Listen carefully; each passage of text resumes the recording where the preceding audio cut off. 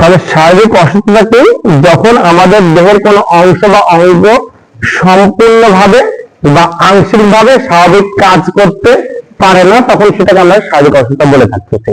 এই শারীরিক অসুস্থতার নানা রকম কারণ আছে। একটা হচ্ছে আঘাতজনিত কারণ, দুই হচ্ছে জীবাণু সংক্রমণজনিত কারণ, তিন হচ্ছে শরীরের অভ্যন্তরীণ অস্বাভাবিক পরিবর্তন, চার পুষ্টিজনিত কারণ, পাঁচ চিকিৎসাজনিত জটিলতা, ছয় হচ্ছে অজানা। আঘাতজনিত কারণ, যেমন কোনো জায়গায় কেটে গেলে, পুড়ে গেলে, উপর থেকে পড়ে যাওয়া, এই কারণে যে অসুস্থতা তৈরি হয় সেটা হচ্ছে আঘাতজনিত অসুস্থতা বা আঘাতজনিত কারণে অসুস্থতা। জীবাণু সংক্রমণ জনিত, যেমন ব্যাকটেরিয়া, ভাইরাস, পরজীবী, ফাঙ্গাস, ছত্রাক, এগুলোর কারণে যে অসুস্থতা তৈরি হচ্ছে সেটা হচ্ছে কি জীবাণু সংক্রমণ জনিত। শরীরের ও অভ্যন্তরে অস্বাভাবিক পরিবর্তন, টিউমার, ব্লাড ক্যান্সার, পারপোড়া ইত্যাদি কারণে যে অস্বাভাবিক পরিবর্তন ঘটতেছে, এটার জন্য যে অসুস্থতা তৈরি হচ্ছে সেটা হচ্ছে কি আমাদের শরীরের অভ্যন্তরীণ অস্বাভাবিক পরিবর্তন। টিউমার তো আমরা সবাই বুঝি না, যে কোনো জায়গাটা সেলের অস্বাভাবিক যে বৃদ্ধিটা হওয়ার পরে সে জায়গাটা উঁচু হয়ে যায়, সে জায়গাটা অস্বাভাবিক স্ট্রাকচারাল পরিবর্তন ঘটে, এটাই টিউমার। ব্লাড ক্যান্সার কি? ব্লাডের কোনো উপাদান যদি অতিরিক্ত মাত্রায় বেড়ে যায় বা কোনো উপাদান যদি অতিরিক্ত মাত্রায় কমে যায়, এটাই হচ্ছে ব্লাড ক্যান্সার। পারপোড়া, কোনো জায়গায় ফুড জমে, কোনো জায়গায় পানি জমে, যদি এই টাইপের হয় সেটা হচ্ছে পারপোড়া। পুষ্টিজনিত, পুষ্টিজনিত যেমন ম্যারাসমাস, কর্ষিকর, রাতকানা রোগ ইত্যাদি। দেখবে কিছু কিছু বাচ্চা আছে একদম হাড্ডি সাত, গায়ে বস্তু নেই, আছে না? এরকম মাথাটা অনেক বড়, মাথা বড়, পেট বড়, কিন্তু গায়ে বস্তু নেই, এরকম টাইপের আছে না? আবার কেউ কেউ আছে দেখতে ফোলা ফোলা ভাব, গায়ে শক্তি নেই, অসুস্থ থাকতেছে, এই টাইপের। অপুষ্টিজনিত যে কারণ বা অধিক পুষ্টিজনিত যে কারণ সেটা হচ্ছে অতিরিক্ত মোটা হওয়া, অবেসিটি, হাইপারলিপিডেমিয়া।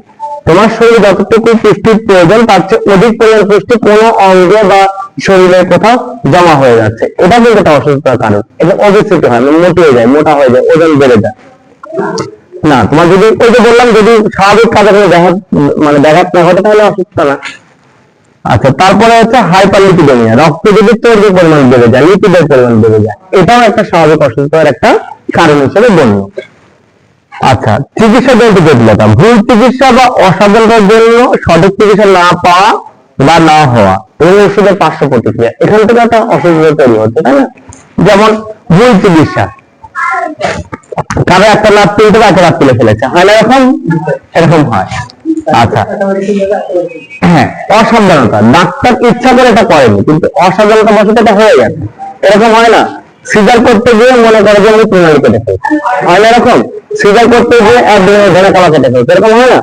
তো এই অসাবধানতার কারণে বা ভুল চিকিৎসার কারণে বা যিনি এই কাজে দক্ষ নন তার কাছে চিকিৎসা নিতে গেছে, এই চিকিৎসা দিতে পারেনি, সেই ক্ষেত্রে প্রধান অসুবিধা তৈরি হতে পারে, ঔষধের পার্শ্ব প্রতিক্রিয়া হতে পারে। অজানা কারণ, অনেক অসুখ হয় যার সুনির্দিষ্ট কারণ জানা সম্ভব হয় না, যেমন ডায়াবেটিসের কোনো সুনির্দিষ্ট কারণ আমরা এখন পর্যন্ত খুঁজে পাইনি। আচ্ছা, হরমোনাল ডেফিসিয়েন্সি বা হরমোনাল ইমব্যালেন্স, এটার কোনো সুনির্দিষ্ট কারণ আমরা এখন পর্যন্ত খুঁজে পাইনি, এটাও কিন্তু একটা অসুস্থতার কারণ। অসুস্থতার শরীরে যে পরিবর্তন হয়, অসুস্থ অবস্থায় আক্রান্ত অঙ্গের কোষে কতগুলো পরিবর্তন ঘটে, এই জন্য নানা রকম শারীরিক অসুবিধা দেখা যায়। পরিবর্তনগুলো নিম্নরূপ। একটা হচ্ছে ইনফ্লামেশন, ইনফ্লামেশন মানে কি? প্রদাহ। প্রদাহের ফলে আক্রান্ত স্থানে যে পরিবর্তন হয় তাহলে রক্ত সরবরাহ বেড়ে যায় বলে সেই স্থান লাল হয়ে যায়, তাপমাত্রা বেড়ে যায়, অর্থাৎ সেই স্থান গরম অনুভূত হয়। আক্রান্ত স্থান ফুলে যায়, আক্রান্ত স্থানে ব্যথা অনুভূত হয়। ইনফ্লামেশনের কয়েকটা ক্রাইটেরিয়া থাকতে হয়, এই ক্রাইটেরিয়া ফুলফিল না হলে ইনফ্লামেশন হয় না।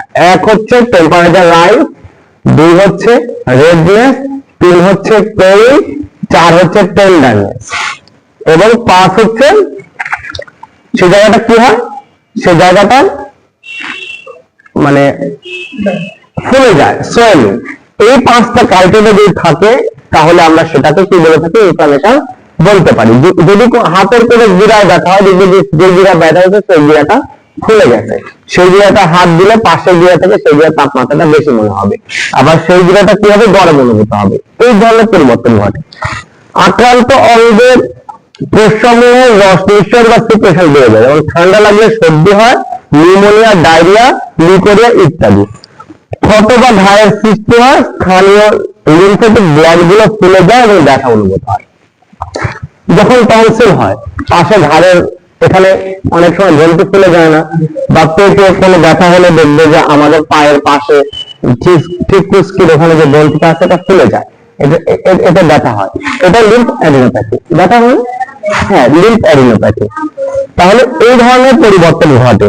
তাহলে আমরা আজকের পাঠ থেকে কি জানলাম? আজকের পাঠ থেকে জানলাম অসুস্থতা কি, অসুস্থতার কারণ, এবং অসুস্থতার কারণে আমাদের শরীরে কি কি ধরনের পরিবর্তন ঘটে। আর আগামী দিন আমরা এই চ্যাপ্টারটা পড়ে আসবো। ধন্যবাদ সবাইকে।